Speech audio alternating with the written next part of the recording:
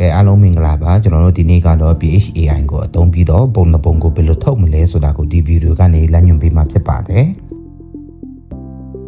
ပထမဦးဆုံးကျွန်တော် application နဲ့ဝင်လိုက်ပြီဆိုတာနဲ့ပေါ့နော် account မရှိတဲ့လူတွေကဒီ Google account နဲ့ပေါ့နော် register လမ်းလုပ်လို့ရပါတယ်ကျွန်တော်ဒီ application ရဲ့ညာဖက်အပေါ်ဆုံးတောက်မှာပေါ့နော်အဲ့မှာ language ရွေးလို့ရအောင်မြန်မာရှိမယ်ထိုင်းရှိမယ်အင်္ဂလိပ်လိုရှိမယ်တရုတ်လိုရှိမယ်ပြီးသွားပြီဆိုတာနဲ့ကျွန်တော်တို့ဒီမှာတပ်ပုံရွေးတင်လိုက်မယ်ပေါ့နော်ကိုကြိုက်တဲ့ပုံလေးကိုတင်လိုက်မယ်နောက်တစ်ဆင့်အနေနဲ့ဆိုရင် interior exterior furniture ပေါ့နော်ဒီထဲမှာကိုယ့်ရဲ့ပုံက interior ဆိုရင် interior ကိုရွေးပါမယ်နောက်တစ်ဆင့်အနေနဲ့ကြတော့ကိုယ့်ရဲ့ပုံရဲ့နေရာနောက်ပြီးကိုလိုချင်တဲ့ style နောက်ပြီးကိုလိုချင်တဲ့ color ပေါ့နော်အဲ့ဒါကိုစိတ်ကြိုက်ရွေးပါမယ်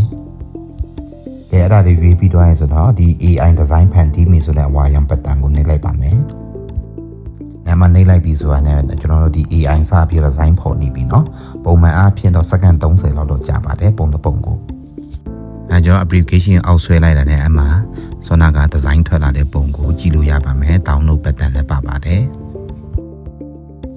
။ပြီးသွားပြီဆိုတော့ကျွန်တော်တို့ဖုန်းထဲမှာရှိတဲ့ gallery ထဲမှာတော့ကြည့်လို့ရပါပြီ။အားလုံးကိုကျေးဇူးတင်ပါတယ်။